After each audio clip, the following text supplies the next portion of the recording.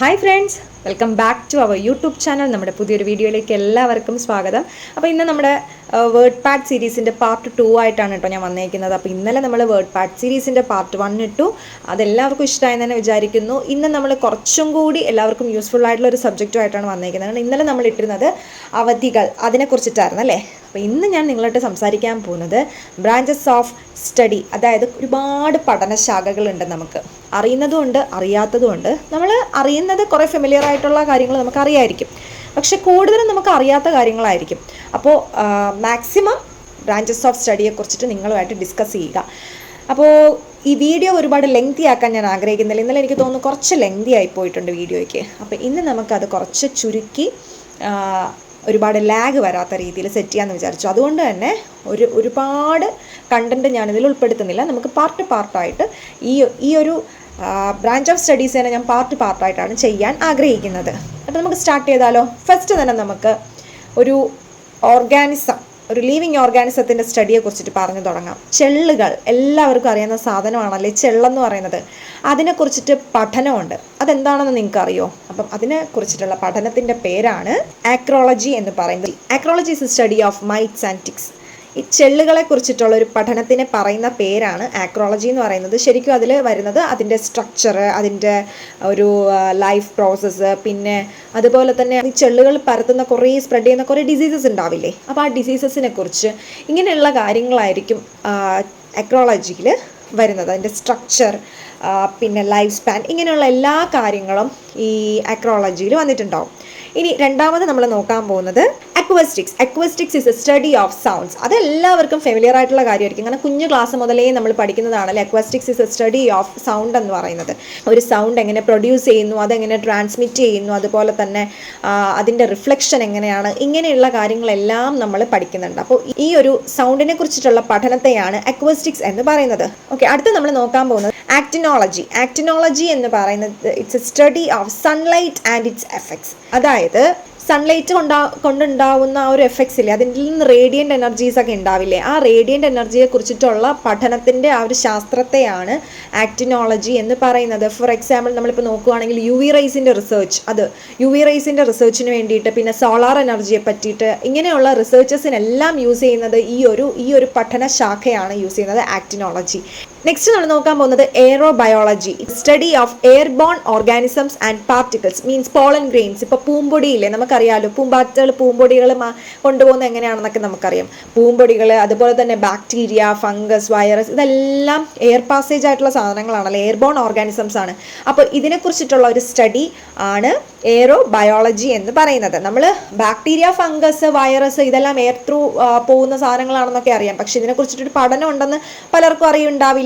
Allergy researches, അതുപോലെ തന്നെ disease പ്രിവെൻഷൻസിനെല്ലാം ഈ ഒരു പഠനശാഖ യൂസ് ചെയ്യുന്നുണ്ട് കേട്ടോ. ആ മേഖലയിലെല്ലാം യൂസ് ചെയ്യുന്നുണ്ട്.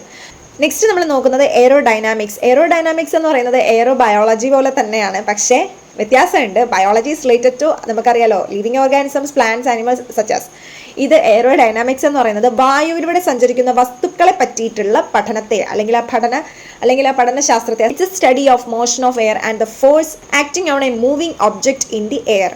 ഫോർ എക്സാമ്പിൾ നമ്മുടെ എയ്റോപ്ലെയിൻ അല്ലെങ്കിൽ റോക്കറ്റ്, ഇതെല്ലാം വായുവിലൂടെ സഞ്ചരിക്കുന്ന വസ്തുക്കളാണ്.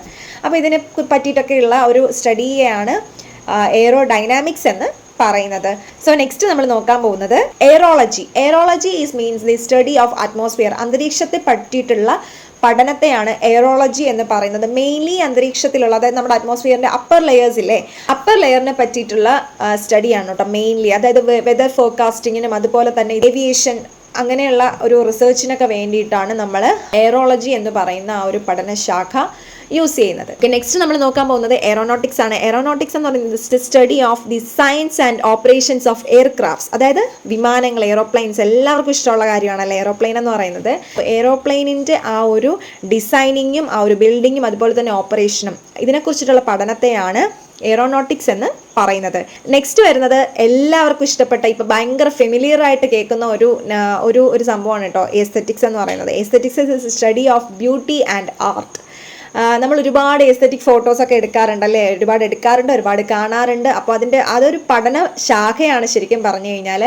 അത് എന്തിനെ കുറിച്ചിട്ടുള്ളതാണെന്ന് വെച്ച് കഴിഞ്ഞാൽ ബ്യൂട്ടി ആൻഡ് ആർട്ടിനെ കുറിച്ചിട്ടുള്ള പഠനത്തെയാണ് എസ്തെറ്റിക്സ് എന്ന് പറയുന്നത്. അപ്പോൾ ഒരു ആർട്ട് വർക്ക്, ഇപ്പം നമ്മളൊരു ആർട്ട് വർക്ക് കാണുകയാണ്, അല്ലെങ്കിൽ നമ്മളൊരു പെയിന്റിങ് കാണുകയാണെങ്കിൽ, നമ്മളൊരു പാട്ട് കേൾക്കുകയാണ്, അപ്പോൾ ഇതൊക്കെ കേൾക്കുകയും കാണുകയും ചെയ്യുമ്പോൾ എന്തുകൊണ്ട് അത് ഇത്ര മനോഹരമായി തോന്നി എന്നതിനെ കുറിച്ചിട്ട് നമ്മളൊരു പഠനം നടത്തും. ആ പഠനത്തെയാണ് എസ്തെറ്റിക്സ് എന്ന് പറയുന്നത്. It's a study of beauty and art.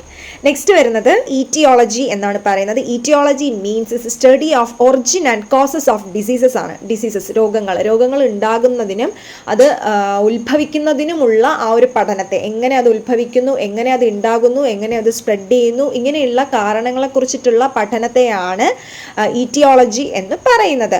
ഇപ്പോൾ ഉദാഹരണം പറയുകയാണെങ്കിൽ കൊതുക് വഴി ആണ് ഡെങ്കിപ്പനി സ്പ്രെഡ് ആവുന്നു എന്നുള്ള കാര്യം നമ്മൾക്കറിയാലേ. ഈ ഒരു കാര്യം, അതായത് കൊതുക് വഴിയാണ് ഡെങ്കിപ്പനി സ്പ്രെഡ് ആവുന്നതെന്ന് കണ്ടുപിടിക്കുന്നത് ഈ പഠനത്തിലൂടെയാണ്. അതിനെയാണ് ഈറ്റിയോളജി എന്ന് പറയുന്നത്. ഇപ്പോൾ നിങ്ങൾക്ക് വ്യക്തമായിട്ട് മനസ്സിലായെന്ന് ഞാൻ വിചാരിക്കുന്നു.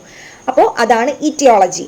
നെക്സ്റ്റ് വരുന്നത് ആൻജിയോളജി. ആൻജിയോളജി ഒക്കെ വളരെ ഫെമിലിയർ ആയിട്ടുള്ളതാണ്, എന്നാലും ഞാൻ പറയാം എന്താണെന്നുള്ളത്. It's a study of the blood vessels and the lymphatic system. Lymphatic സിസ്റ്റത്തിൻ്റെയും ബ്ലഡ് വെസൽസിനെയും കുറിച്ചിട്ടുള്ള പഠനത്തെയാണ് ആൻജിയോളജി എന്ന് പറയുന്നത്. മെയിൻലി നമ്മുടെ ആർട്ടറീസ്, വെയിൻസ്, ഇങ്ങനെയുള്ള ബ്ലഡ് വെസൽസ് ഇല്ലേ, ഇതിനെ കുറിച്ചിട്ടുള്ള പഠനം, അതാണ് ആൻജിയോളജിയിൽ വരുന്നത്. വാസ്കുലർ ഡിസീസസ് ഒക്കെ പെട്ടെന്ന് ഡയഗ്നോസ് ചെയ്യാൻ വേണ്ടിയിട്ട് ഈ ആൻജിയോളജി എന്ന് പറയുന്ന ഈ സംഭവത്തിലൂടെ നമുക്ക് മനസ്സിലാക്കാൻ പറ്റും കേട്ടോ. അതായത് ഹാർട്ട് ഡിസീസസ്, ഇപ്പോൾ ഹൃദ്രോഗ ചികിത്സയ്ക്കൊക്കെ വളരെ യൂസ്ഫുൾ ആയിട്ടുള്ള ഒരു പഠനശാഖയാണ് ആൻജിയോളജി എന്ന് പറയുന്നത്. നെക്സ്റ്റ് നമ്മൾ നോക്കുന്നത് അഗ്രിയോളജി. അഗ്രിയോളജി എന്ന് കേൾക്കുന്നത് നമുക്ക് പെട്ടെന്ന് എന്താ വരുന്നത്, അഗ്രികൾച്ചർ ആണല്ലേ. അത് തന്നെയാണ് സ്റ്റഡി ഓഫ് അഗ്രികൾച്ചർ. അതായത് farming, crop production, development methods, sustainable ആയിട്ടുള്ള മെത്തേഡ്സ് യൂസ് ചെയ്യുന്നു ഫാമിങ്ങിന് വേണ്ടിയിട്ട്. ഇങ്ങനെയുള്ള പഠനങ്ങളെ പറ്റിയാണ് ഈ അഗ്രിയോളജി പറഞ്ഞിരിക്കുന്നത്. നമ്മൾ അഗ്രികൾച്ചർ കൂടുതൽ ഡെവലപ്പ് ചെയ്യാനും അതുപോലെ കൂടുതൽ റിസർച്ച് ചെയ്യാനും ഒക്കെ യൂസ് ചെയ്യുന്നത് ഈ അഗ്രിയോളജി എന്ന് പറയുന്നത്. അതിനെ ഡിപ്പെൻഡ് ചെയ്യുന്നത് അഗ്രിയോളജി, അല്ലെങ്കിൽ അതിനെ നമ്മൾ കൂടുതൽ അറിയാൻ വേണ്ടി ഡിപ്പെൻഡ് ചെയ്യുന്നത് അഗ്രിയോളജി എന്ന് പറയുന്ന ആ ഒരു പഠനശാഖയാണ്. നെക്സ്റ്റ് നമ്മൾ പറയാൻ പോകുന്നത് അഗ്രോബയോളജി. അഗ്രോബയോളജി തീർച്ചയായിട്ടും ഇറ്റ്സ് റിലേറ്റഡ്, അല്ലെങ്കിൽ വളരെ അടുത്ത് നിൽക്കുകയാണ്, അഗ്രോളജി ആയിട്ട് അടുത്ത് നിൽക്കുന്ന ഒന്നാണ്. അതായത് കൃഷിയായിട്ട്, അഗ്രികൾച്ചറുമായിട്ട് റിലേറ്റഡ് ആയിട്ടുള്ളതാണ്. Study of plant life in relation to agriculture. Plant life, അഗ്രികൾച്ചറിലുള്ള പ്ലാന്റ് ലൈഫിനെ കുറിച്ചിട്ടുള്ള പഠനത്തെയാണ് അഗ്രോബയോളജി എന്ന് പറയുന്നത്. പ്ലാന്റിന്റെ ഗ്രോത്ത്, അതുപോലെ തന്നെ പ്ലാന്റ് ന്യൂട്രീഷ്യൻസ്, പിന്നെ അതുപോലെ തന്നെ ക്രോപ്പ് ഡിസീസസ്, ഇങ്ങനെയുള്ള കാര്യങ്ങളുടെ പഠനങ്ങളാണ്. അതായത് ഈ ഒരു പഠനത്തിലൂടെ, അതായത് അഗ്രോബയോളജിയിലൂടെ നമുക്ക് ക്രോപ്പിന്റെ ക്വാളിറ്റിയും അതുപോലെ തന്നെ ഈൽഡും നമുക്ക് ഇംപ്രൂവ് ചെയ്യാനായിട്ട് സാധിക്കും. ഓക്കെ, നമ്മൾ നെക്സ്റ്റ് നോക്കാൻ പോകുന്നത് agrology. Agrology is study of soil. Soil അറിയാലേ, മണ്ണ് പല തരത്തിലുള്ള മണ്ണുകളുണ്ട്. ഈ മണ്ണുകളെ കുറിച്ചിട്ടുള്ള ഒരു പഠനത്തെയാണ് അഗ്രോളജി എന്ന് പറയുന്നത്. ഇതെല്ലാം നിങ്ങൾക്ക് കൺഫ്യൂഷൻ ഉണ്ടാക്കുന്ന വാക്കുകളാണ്, കാരണം ഇതെല്ലാം അഗ്രോളജി, അഗ്രോബയോളജി, അഗ്രിയോളജി, ഇതെല്ലാം നിങ്ങൾക്ക് ചിലപ്പോൾ ഭയങ്കര കൺഫ്യൂഷൻ ആവും. പക്ഷെ ഇതെല്ലാം റിലേറ്റഡും ആണ്, അതുപോലെ തന്നെ നമ്മൾ ഇതെല്ലാം ഓർത്തിരിക്കാൻ എളുപ്പമാണ്. അതുകൊണ്ടാണ് ഇതെല്ലാം കൂടെ കണക്ട് ചെയ്ത് ഞാൻ പറയുന്നത്. സോയിലിന്റെ ഫോർമേഷൻ, അതുപോലെ തന്നെ സോയിലിന്റെ കമ്പോസിഷൻ, പിന്നെ സോയിലിന്റെ ഫെർട്ടിലിറ്റി, അതായത് സയന്റിഫിക് സ്റ്റഡിയാണ് കേട്ടോ സോയിലിന്റെ. നമ്മളൊരു മണ്ണ് എടുത്തിട്ട് അതിനെ വെറുതെ ഇങ്ങനെ നോക്കിയിട്ട് ഏത് മണ്ണാണെന്ന് നോക്കി പറയുന്നതല്ല. നമ്മൾ ആ മണ്ണ് എടുത്തിട്ട് അതിന് എത്രത്തോളം അത് ഫോർമേഷൻ എത്രത്തോളം, അതിന്റെ കമ്പോസിഷൻ എത്രത്തോളമാണ്, അത് എത്രത്തോളം ഫെർട്ടൈലാണ്, ഇങ്ങനെയുള്ള കാര്യങ്ങളെ കുറിച്ചിട്ടുള്ള സ്റ്റഡിയാണ് അഗ്രോളജി എന്ന് പറയുന്നത്. ഇന്നൊരു 15 മാത്രമേ പഠിക്കുന്നുള്ളൂ കേട്ടോ, അല്ലെങ്കിൽ ഞാൻ 15 മാത്രമേ നിങ്ങളോട് ഷെയർ ചെയ്യുന്നുള്ളൂ. അപ്പോൾ നമ്മുടെ ലാസ്റ്റ് ആൻഡ് ഫൈനൽ ആയിട്ടുള്ള ഒരെണ്ണം എന്ന് പറയുന്നത് അഗ്രോസ്റ്റോളജി. അഗ്രോസ്റ്റോളജി എന്ന് പറയുന്നതും പുല്ലുകളെ കുറിച്ചിട്ടുള്ള പഠനമാണ്. The study of grasses. നിങ്ങൾക്ക് ആർക്കെങ്കിലും അറിയാമോ നമ്മുടെ പുല്ലുകളെ കുറിച്ചിട്ടൊക്കെ പഠനമുണ്ട്, അല്ലെങ്കിൽ പഠനശാഖയുണ്ട്, അതിനൊരു പേരുണ്ടെന്നൊക്കെ ഉള്ളത്, അതാണ് അഗ്രോസ്റ്റോളജി, ദ സ്റ്റഡി ഓഫ് ഗ്രാസസ്. ശരിക്കും പറഞ്ഞു കഴിഞ്ഞാൽ നമ്മുടെ ഒരു പ്ലാന്റ്സിൻ്റെ ഫാമിലിയിലെ ഏറ്റവും വലിയൊരു ഫാമിലി, ഈ പ്ലാന്റ്സിൽ തന്നെ ഏറ്റവും വലിയൊരു ഫാമിലിയാണ് ഗ്രാസ് എന്ന് പറയുന്നത്. ഗ്രാസിൻ്റെ ഫാമിലി ഒരു വലിയ ഫാമിലിയാണ്. റൈസ്, വീറ്റ്, പിന്നെ ബാംബു, ഇതിനെക്കുറിച്ചിട്ടൊക്കെയുള്ള സ്റ്റഡി വരുന്നത് ഈ ഒരു അഗ്രോസ്റ്റോളജിയുടെ അണ്ടറിലാണ്. അപ്പോൾ ഇതിൽ നമ്മുടെ ഗ്രാസിൻ്റെ സ്പീഷീസിനെ കുറിച്ചിട്ട് പറയുന്നുണ്ട്, അതുപോലെ തന്നെ ക്ലാസിഫിക്കേഷൻ, പിന്നെ എക്കണോമിക് ഇമ്പോർട്ടൻസ്, ഇതെല്ലാം ഈ ഒരു അഗ്രോസ്റ്റോളജിയിലാണ് വരുന്നത്. അപ്പോൾ ഇന്നത്തെ വീഡിയോ ഇത്രയേ ഉള്ളൂ. നിങ്ങൾക്ക് എല്ലാവർക്കും മാക്സിമം ഇൻഫർമേഷൻ ഇതിൽ നിന്ന് കിട്ടിയെന്ന് തന്നെ വിചാരിക്കുന്നു. നമുക്കിതിൻ്റെ നെക്സ്റ്റ് പാർട്ട് വരുന്നുണ്ട്. നെക്സ്റ്റ് പാർട്ട് നമ്മൾ അടുത്ത ദിവസം ഇടുന്നതായിരിക്കും. നമുക്ക് 3rd പാർട്ടായിട്ട് തന്നെ ഇടാം, അതായത് വേർഡ് പാഡ് സീരീസ് പാർട്ട് 3 ആയിട്ട് തന്നെ ഇടാം. അപ്പോൾ ഇന്നത്തെ വീഡിയോ നിങ്ങൾക്ക് എല്ലാവർക്കും ഇഷ്ടമാവുമെന്ന് തന്നെ വിചാരിക്കുന്നു. തീർച്ചയായിട്ടും നിങ്ങൾ ലൈക്ക് ചെയ്യുക, ഷെയർ ചെയ്യുക, സബ്സ്ക്രൈബ് ചെയ്യുക. നമുക്ക് നെക്സ്റ്റ് വീഡിയോ ആയിട്ട് കാണുന്നത് വരെ ബൈ.